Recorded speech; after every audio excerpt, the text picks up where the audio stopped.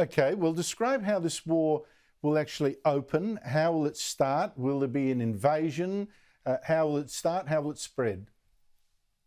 Well, there's a number of possibilities, but the most likely thing is that the Chinese would run a major exercise in the area and then suddenly switch and try and seize the essential parts of Taiwan, really very quickly before anyone can really effectively respond in a matter of hours. And we've seen them preparing for this. In fact, within China, there are full-scale replicas of key facilities and buildings in Taiwan that they've built, and they have elements of the PLA, the Chinese military, actually practice assaults on these buildings, and they do it pretty regularly. And so I think the intent would be to try and seize in a very rapid operation before the United States or anyone else could really effectively respond. And we're likely to see a lot of intense cyber attacks on Taiwan and perhaps other people around. And on top of that, we're likely to see the Chinese use a lot of firepower. And they've got about 1,400 ballistic and cruise missiles, which have the capability to strike Taiwan literally within an hour or two. And of course, they can count on a lot of sympathisers within the Taiwanese population. So no doubt they're working on that as well. And their hope will then be seize Taiwan before America can react and do anything about it. What next? How do we get dragged in? Well, I think what would happen is I think Allied intelligence is going to be watching extremely closely. As you probably know, the Americans are already working with the Taiwanese to build up their capability to hold out, if you like, but also to defend themselves rather effectively. And they're working very actively on doing that. So what we're seeing is a really substantial effort made to A, deter the Chinese in the first place, and B, to make sure that the Chinese cannot pull off a surprise immediate assault. They can throw a lot of firepower, but it probably won't defeat the Taiwanese, and it won't prevent the Americans actually being involved almost immediately. So that's what I think is going to happen. So if I read you right, well, if I read you right, then we need to have, in America too, assets so close to Taiwan that they can intervene within an hour or within several hours, or at least within a day. You can't have them sitting, in some port a 2 day, 3 days sailing away. Does that mean the subs that we get or that we loan from America will prove to be very useful because they can loiter in this in the South China Sea, for instance, for 2-3 months?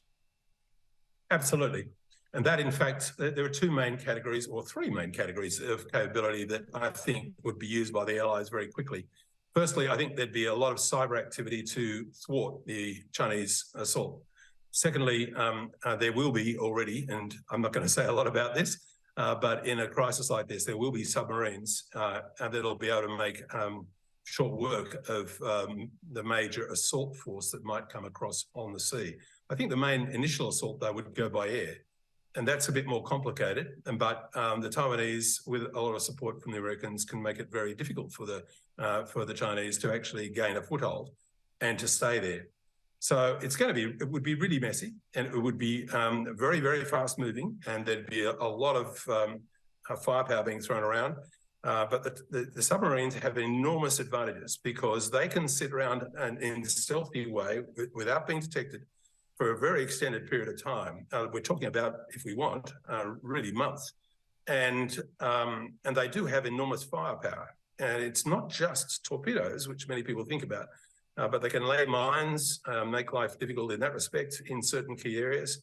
And they can also fire missiles against not only ships, but also against land targets. And they can really complicate very, very substantially any assault on Taiwan. So submarines are very, very important in the scheme.